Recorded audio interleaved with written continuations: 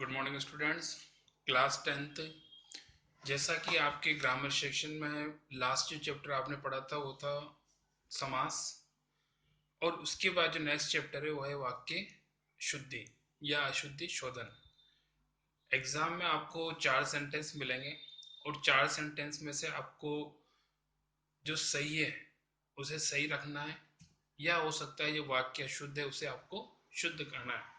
कभी कभी ऐसा देखा भी गया है कि कभी कभी हो सकता है कोई को वाक्य शुद्धि होता है, सिर्फ बच्चों की जांच पड़ताल के लिए ही उसे रखा जाता है।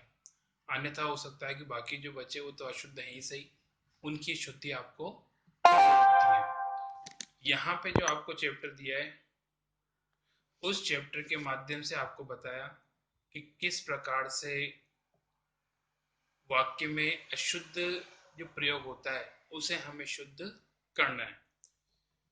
भाषा वाक्य द्वारा प्रकट होती है। सामान्य बोलचाल में शिथिलता या अज्ञान होने के कारण अनेक प्रकार की त्रुटियां देखने में आती है। ये त्रुटियां अनेक कारणों से हो सकती है। जैसा कि आप जानते हैं कि भाषा का जो प्रयोग व्यक्ति करता है उसमें कहीं कहीं किसी न किसी रूप से उसमें कोई न कोई त्रुटि या कोई न कोई गलती हो जाती है, और उसका प्रमुख कारण यह है कि उस व्यक्ति को उसका पूरा ज्ञान नहीं होता। ये त्रुटियां अनेक कारणों से होती है। पदक्रम, वाक्य का सही अर्थ जानने के लिए शब्दों का उचित क्रम में प्रयुक्त होना आवश्यक है। जैसा कि आपने पढ़ा होगा कि अगर व्यक्ति का उसे सही क्रम में अगर उपयोग होगा या वाक्य का सही रूप में प्रयोग किया गया है तो ही वाक्य शुद्ध होता है, अन्यथा नहीं। पदक्रम के नियमों का उल्लंघन करने पर वांछित अर्थ नहीं निकलता।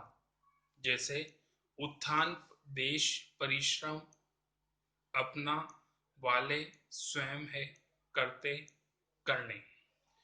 इन वाक्यों इस वाक्य में पदक्रम की अव्यवस्था के कारण वांछित अर्थ नहीं निकलता। यदि इसी वाक्य को पदक्रम के नियमानुसार डाल दिया जाए तो इसका रूप होगा परिश्रम करने वाले देश अपना उत्थान स्वयं करते हैं। तो यहाँ पे जैसा कि हमने देखा कि पदक्रम अर्थात उसका जो क्रम है, पद के अनुसार उसका जो क्रम है उस क्रम में सही रूप में अगर हम उसका इस्तेमाल करते हैं तो यहाँ पे पद क्रम संबंधी अशुद्धियां नहीं होगी और वाक्य अशुद्ध नहीं होगा। फर्स्ट जैसा यहाँ पे उदाहरण दिया पदक्रम संबंधी नियम, वाक्य में प्रयुक्त होने वाले विभिन्न पदों कर्ता, कर्ता विस्तार, विशेषण, कर्म, करण, अपादान, अधिकरण, संबोधन, क्रिया विशेषण, क्रिया, पूरक, नकारात्मक, अवधारक आदि को एक सुनिश्चित क्रम में रखने से वाक्य रचना शुद्ध होती है। हिंदी में पदक्रम संबंधी कुछ नियम निम्नलिखित है। कर्ता का स्थान वाक्य के आरंभ में होता है तथा क्रिया का वाक्य के अंत में। उदाहरण, अकबर ने भारत पर अनेक वर्ष राज किया। मोहिनी ने मनमोहक नृत्य किया।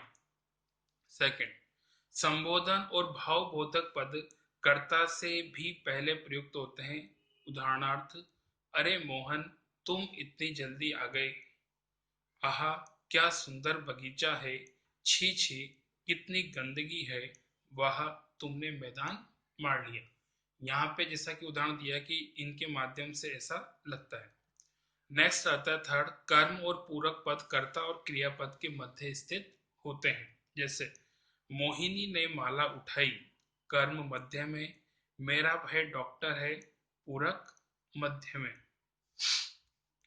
फोर्थ नंबर, संबंध कारक अपने संबंधित पद से पूर्व आता है। उदाहरण था, सोहन का बेटा अपने अध्यापक से बोला, यह मेरा कोट है।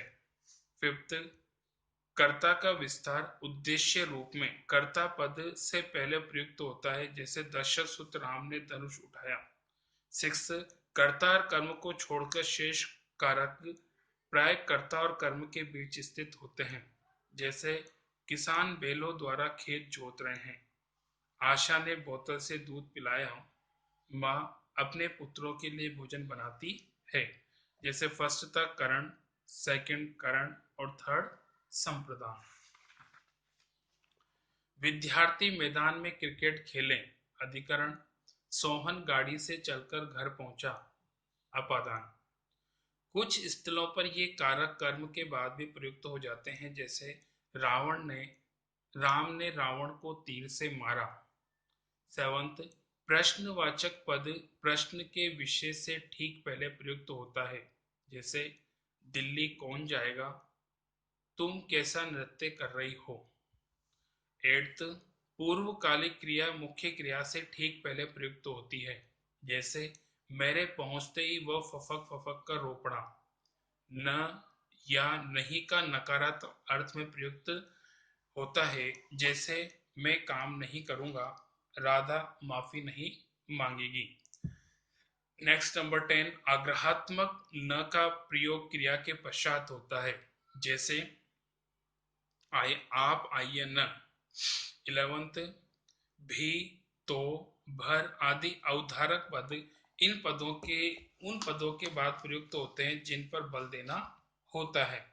मैं भी मैं मैं उन्हें जानता भी नहीं, वह दिन भर लड़ता रहा। 12, पदक्रम से पदक्रम में सबसे महत्वपूर्ण तथ्य यह है कि क्रम की दृष्टि से भाषा की विभिन्न इकाइयों का तर्कसंगत निकटता होनी चाहिए।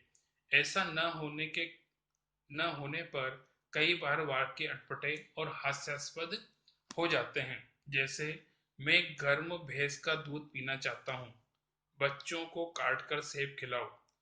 इन पदों का पदक्रम गलत है, इन्हें इस क्रम में होना चाहिए, मैं भैंस का गर्म दूध पीना चाहता हूँ।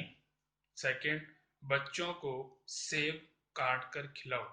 तो यहाँ पे जैसा कि हमने देखा कि पदक्रम का जो रूप है, अगर वो उचित है तो वाक्य कह सकते हो पूर्ण होता है और सार्थक होता है। अगर वो सही उपयोग में नहीं होता या उचित क्रम में नहीं होता, तो वाक्य हास्यास्पद हो सकते हैं और हो सकता है कि वाक्य अशुद्ध होगा।